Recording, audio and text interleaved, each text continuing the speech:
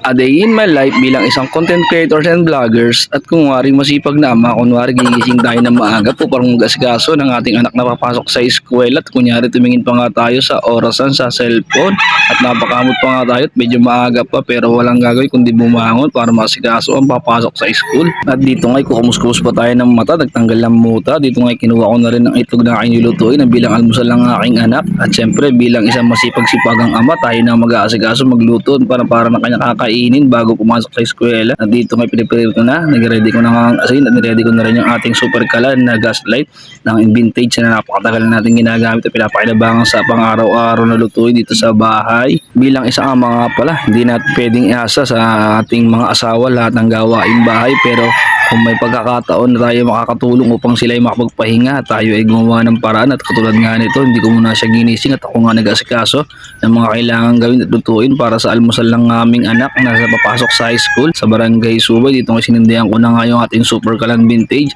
na talaga naman napakatagal na. Yan ay 12 years na sa ating pinapakinabangan pero gumagana pa. At dito nga ay pinakaluto na nga tayo at nilagyan natin na asin mali pala.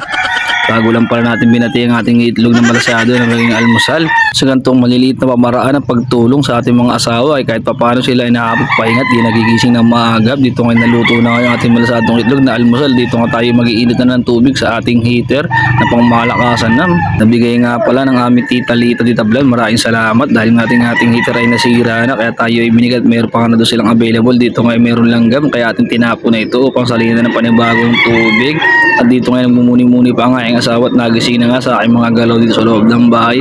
At siya nga ay sabi ko huwag nang bumangon, ako na mag-aasikaso sa gawaing bahay para nagpasok ng aming anak. At syempre magkapasalamat tayo sa ating mga followers sa walang sawang sumusuporta at nanonood ng ating mga videos. At dito nga ay kumulo na nga yung ating di pala bago lang pala natin sasaksak yung ating heater. Puro mali na lang yung aking nasasabi.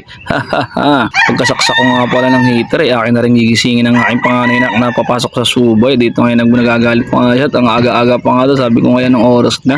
Ayan, kaya siya nagpabangon ng agad. Dapat ako may yapang sa camera. Dito nga niready ko na. Kumulo na nga yata. Hindi pala mag-yata sa pala yung aking cellphone. Niready ko na nga yung ating kape at dito nga ay kumulo na nga yung ating heater nating sasali sa ating thermos. Dito nga sinabihan ko ng anak ko na kumain at para siya makapaligo at para makapasok ng maagap sa school. Ako nga ay babiyahe pa ng motor at maghahabal nga dahil nga maraming estudyante. Tiyak na tayo kahit pa paano ay magkakaroon ng kita. At dito nga ay nagkanaw na ako ng kape para sa akin tayo mainit natin sigmura. At ito nga pala yung ating kape, ang Nescafe Classic Kape, puro na kulay itim, talagang solid nga pala to pang pagising at pampagana. Ikaw, para kanino ka bumabangon?